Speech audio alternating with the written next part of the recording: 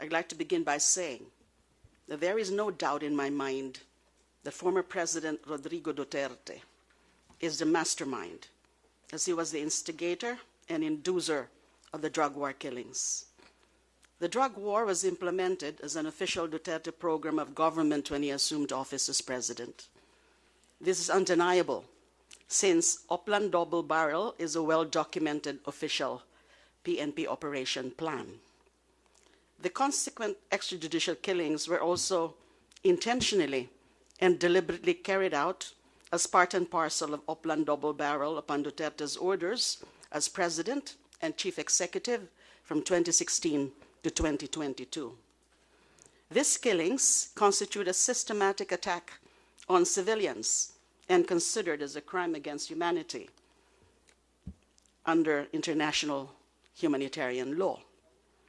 For his crimes against humanity, both as Davao City mayor and Philippine president, Duterte should be prosecuted and convicted by the International Criminal Court and spend the remainder of his life in prison.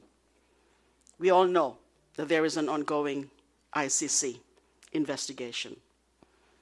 Any investigation of the past administration's drug war necessarily has to go back to the origins and history of the Davao Death Squad from its inception in 1988 up to 2016. This is because the 2016 to 2022 drug war is a mere offshoot of the DDS experience in Davao.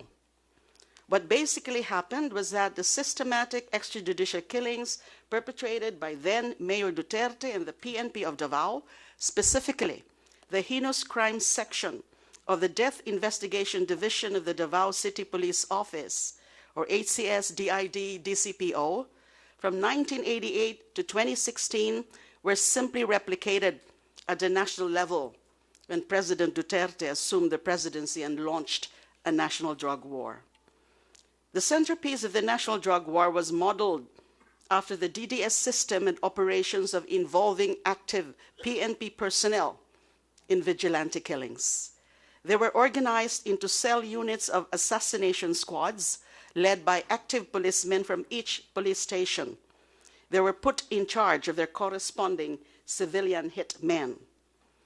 In the national drug war, this was replicated by appointing certain DDS policemen from Davao to depressed urban areas in Metro Manila and other cities in the country.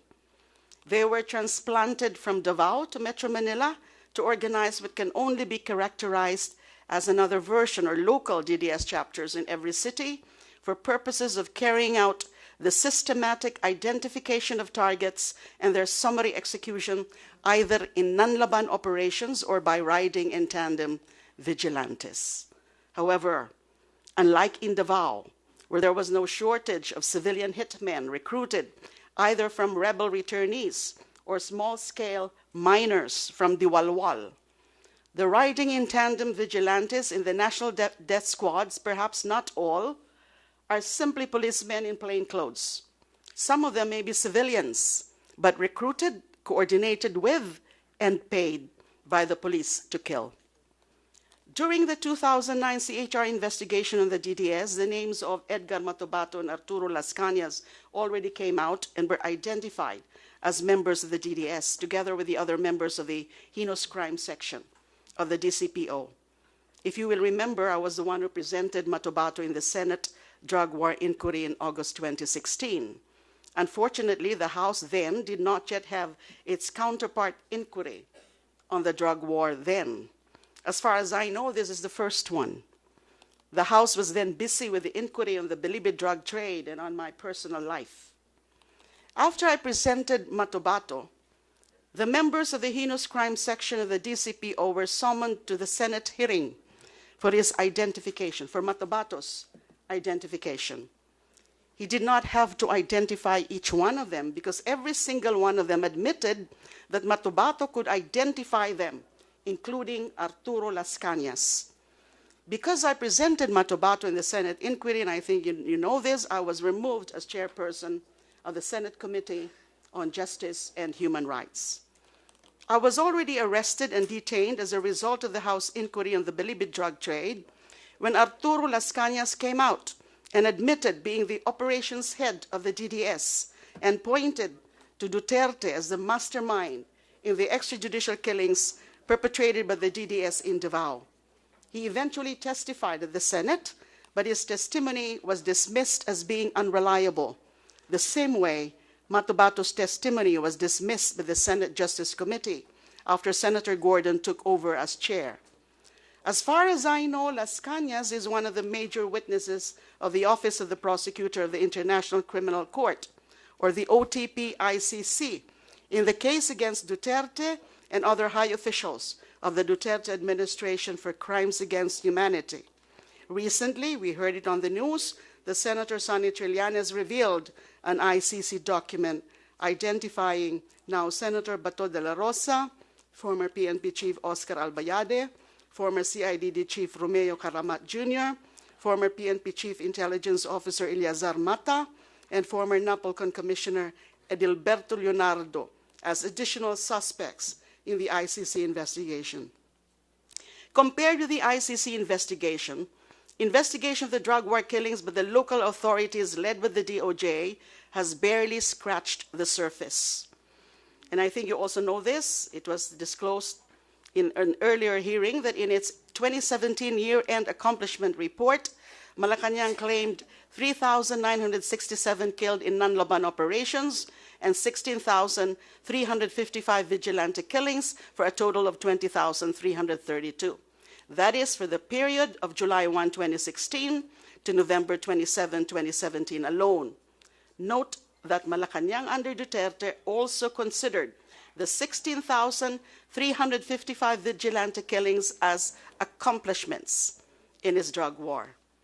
Malacanang and even the PNP ceased to release data on those killed in vigilante operations and categorized as homicides under investigation from 2018 to 2022. We can only assume, going by the 2016-2017 data, that vigilante killings every year numbered in the thousands, aside from the official numbers released for those killed in non-laban operations. Having said that, out of thousands of killings committed in the drug war, the DOJ has only prioritized and investigated 52 cases. According to a recent Rappler report dated July 22, 2024, 32 of the 52 cases were closed without filing a criminal complaint. Of the cases filed in court, there was only one conviction and even one acquittal, leaving only 3 under trial. 8 cases were filed before the public prosecutors, and 7 are still undergoing reinvestigation. We must note, though, that those figures or those convictions do not include yet the earlier cases of Kian de los Santos, Carl Arnaiz, and Reynaldo de Guzman, which all resulted also in the conviction of their policemen killers. The one conviction in the 52 DOJ cases I mentioned earlier and reported by Rappler is that of the father and son, Luis and Gabriel Bonifacio. That's the latest conviction. So actually there are just 3 convictions involving 5 victims. This is the status of the investigation and prosecution of more than 20,000 drug war killings from 2016 to 2022. Out of more than 20,000 killed in police and vigilante operations, only 16 cases were filed with the public prosecutors and the courts, or roughly 0.08%. This is based on the conservative estimate of 20,000 killed that was already admitted by Malacanang under Duterte in its 2017 report. This does not yet include those killed from 2018 to 2022.